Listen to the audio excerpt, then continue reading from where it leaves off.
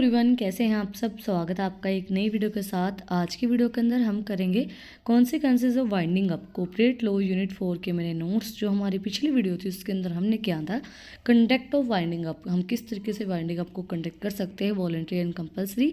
अगर आपने वो वीडियो नहीं देखी है तो उसका लिंक डिस्क्रिप्शन में है, आप लोग जाके चेक कर सकते हैं। और अगर आप चैनल पे नए हैं तो सबसे पहले चैनल को जाकर सब्सक्राइब करें, बेल आइकन प्रेस करें फॉर न्यू अपडेट्स। ये हमारा लास्ट टॉपिक है। उसके बाद मैं आप लोगों को एक करंट ईयर का क्वेश्चन पेपर सोल्व करवाऊंगी और मैंने इंपॉर्टेंट जो टॉपिक्स हैं वो मैं आपको टेलीग्राम पे अपलोड कर चुकी हूँ, तो वहाँ जाके आप इंपॉर्टेंट टॉपिक्स को देख सकते हैं। और क्वेश्चन पेपर करवाने के बाद भी मैं टेलीग्राम पे अपलोड कर दूँगी। तो हम स्टार्ट करते हैं। Consequences of winding up.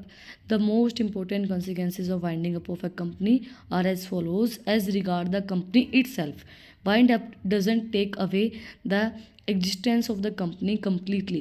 Winding up जो है वो ऐसा नहीं करता है कि बिल्कुल कंपनी की एग्जिस्टेंस को ही हटा देता है। The company continue to exist as a corporate entity till its dissolution तक। जब तक कंपनी डिज़ोल्व नहीं हो जाती तब तक कंपनी अपने जो है वो किसी के साथ कोऑपरेट वे में दोबारा से कंटिन्यू कर सकती है उसको।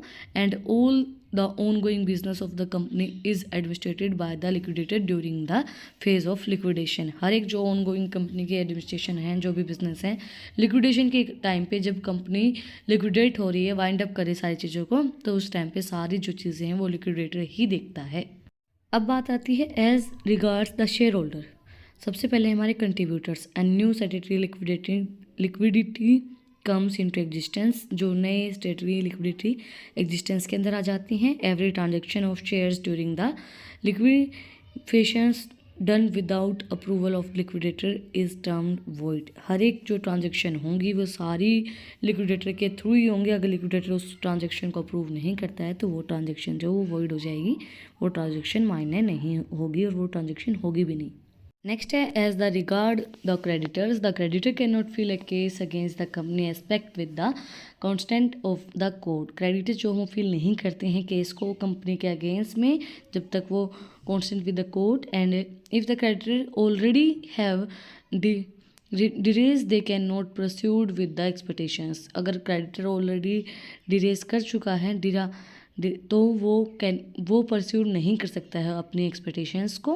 दे must explain their claims and justify their claims to the liquidator. उनको पूरा एक्सप्लेन करना पड़ेगा कि उन्होंने क्यों क्लेम किया है लिक्विडेटर को, और सारी चीज़ों को जस्टिफाई करना पड़ेगा कि क्रेडिटर किस वजह से उनको क्लेम कर रहा है कंपनी को। नेक्स्ट है as regards the management with the appointment of liquidator all the powers of the director chief executives and other officers tend to cease. जब हम अपॉइंट करते हैं लिक्विडेटर को तो सारी जो पावर्स होते हैं डायरेक्टर चीफ एग्जीक्यूटिव की और अदर्स की tends to cease. And only the power to give notice of the resolution and the power of appointment of liquidator upon winding up of a company are given to the members. सिर्फ उनके पास वही जो power होती है वो क्या होती है कि वो नोटिस दे सकते हैं कंपनी के अपॉइंट करने के लिए, लिक्विडेटर को अपॉइंट करने के लिए एक लिक्विडेटर को। वो सब चीज़ें पावर्स उनको दी जाती हैं रिजोल्यूशन के नोटिस को पास करने के लिए। इसी के साथ आज की जो हमारी यूनिट है वो कंप्लीट हो गई। Unit 4 consequences of winding up आज का हमारा टॉपिक था। अगर आपको आज की वीडियो पसंद आई तो आप लोग को पता ही क्या करना है, कमेंट सेक्शन में मुझे बताना है कि आपको वीडियो कैसी लगी। कोई भी डाउट है तो वो भी आप लोग कमेंट सेक्शन मुझसे पूछ सकते हैं। और अगर आपको इन टॉपिक्स की PDF चाहिए तो टेलीग्राम चैनल का लिंक भी डिस्क्रिप्शन में है, आप उसको भी जाके सब्सक्राइब कर सकते हैं। फिर मिलते हैं एक नई वीडियो के साथ, एक नए टॉपिक के साथ। जाते जाते इंस्टाग्राम चैनल का लिंक भी डिस्क्रिप्शन में है, आप वहाँ पे भी जाके मुझे फॉलो कर सकते हैं for new updates. Thank you.